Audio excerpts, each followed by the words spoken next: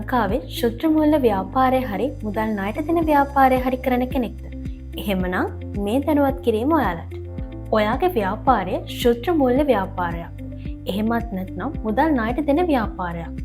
මේ කාණ්ඩ දෙකෙන් ඔයාගේ ව්‍යාපාරය අයිති වෙන කාණ්ඩය ගැන ඔයාලා දැනුවත්ද? මේ ප්‍රශ්නෙට උත්තර අපිට යෝජිත ශුද්‍ර මූල්‍ය හා ණය නියාමන අධිකාරිය පිළිබඳ පනත් කැටුම්පතෙන් දීලා තියෙනවා.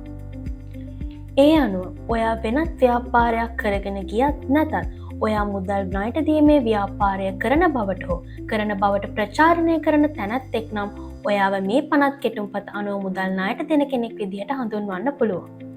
හැබැයි ඔයා ඔයාගේ ව්‍යාපාරය ශුද්‍ර මූල්‍ය ව්‍යාපාරයක් විදිහට ලියාපදිංචි කරන්න බලාපොරොත්තුවෙන් ඉන්න කෙනෙක් නම් මේ නිර්ණායක මීට වැඩිය ටිකක් වෙනස් වෙනවා.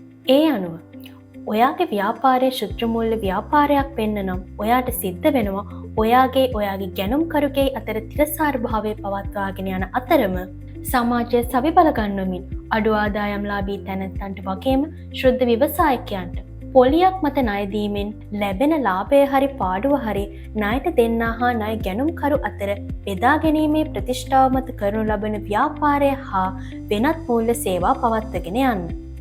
එහෙමනම් ශුද්‍ර මූල්‍ය ආයතනයකට යෙදෙන්න පුළුවන් වෙනත් මූල්‍ය සේවා මොනවද කියලා තවත් අලුත් වීඩියෝ එකකින් අපි කතා කරමු.